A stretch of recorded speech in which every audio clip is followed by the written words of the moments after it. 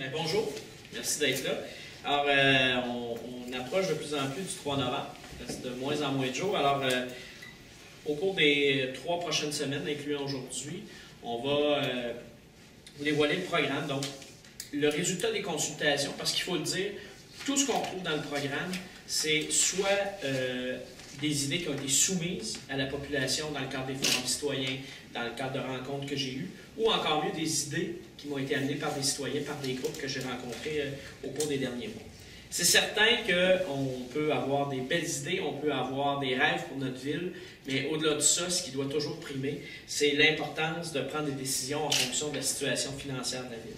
Alors, on s'entend que l'ensemble du programme est tributaire de la situation financière de la ville, avec un objectif de maintenir un niveau de taxation compétitif, parce que je pense que c'est une des forces de Drummondville qu'il ne faut pas perdre, et s'assurer aussi que le niveau d'endettement soit faible si on le compare à l'ensemble de la richesse municipale. On sait que Drummondville est inférieur à la moyenne provinciale. On parle d'un taux d'endettement de 1,73 % aux derniers états financiers, avec des villes comparables en moyenne à 2,63 %. Donc, c'est intéressant. Il faut maintenir cette différence-là, il faut maintenir cet avantage-là. Donc, il ne faut pas non plus se lancer dans des folles dépenses. Mais il faut garder une chose en tête, c'est qu'on peut avoir des projets qu'on développe avec des partenaires, avec des gens qui ont le goût d'investir chez nous, des projets qu'on développe avec les autres paliers de gouvernement, que ce soit le gouvernement provincial ou le gouvernement fédéral. C'est un des rôles importants, selon moi, du maire, du conseil municipal, de faire en sorte qu'on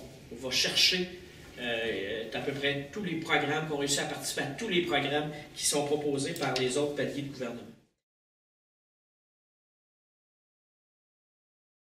Le tourisme.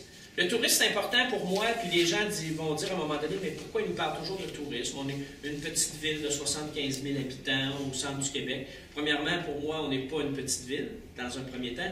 Mais ensuite, il faut savoir, et là-dessus, je vais vous citer le rapport du comité de performance de l'industrie touristique qui s'est siégé en 2010-2011, qui était sous la présidence de Gilbert Rozon, qui est bien connu. Et ce comité-là avait comme mandat de voir comment le tourisme peut davantage contribuer au développement économique.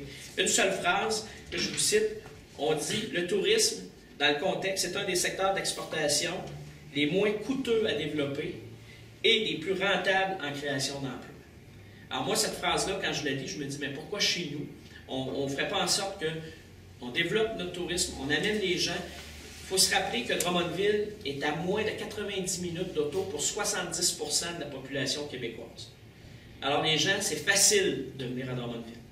Il faut leur fournir de plus en plus d'occasions de venir chez nous. Donc, mais il y a aussi les Drummondvillois qu'il ne faut pas oublier dans ça, parce que vous le savez, la ville contribue souvent, soit dans les attraits, dans les événements touristiques, la ville contribue généreusement et si on souhaite que les Drummondvillois soient présents et reviennent d'année en année, même si ce sont des événements ou des attraits qu'ils ont déjà vus, je pense qu'il faut travailler pour faciliter l'accès à ces attraits-là pour les gens de chez nous, en mettant en place des conditions financières avantageuses. Entre autres, par l'utilisation de la carte accès loisirs, dont on pourrait développer encore plus les avantages et faire en sorte, par exemple, que pour un Drummondvillois, se procurer son macaron pour le Mondial des cultures, ce serait un prix avantageux, puisque déjà, par ses taxes, il a contribué à cet événement-là.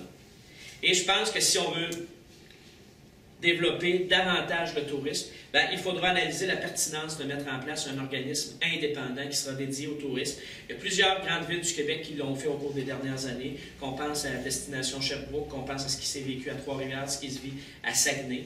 Alors, un organisme touristique indépendant. Et là, je parle d'analyser la pertinence. Il faudra voir ce que ça va coûter, quelles sont les sommes impliquées, qu'est-ce que ça demande comme structure, etc. La première question, ça sera de se demander si c'est pertinent de le faire, et si c'est pertinent, à ce moment-là, aller de l'avant. Ça pourrait très bien être un élément qu'on verra dans les consultations publiques, une fois qu'on aura les différents éléments.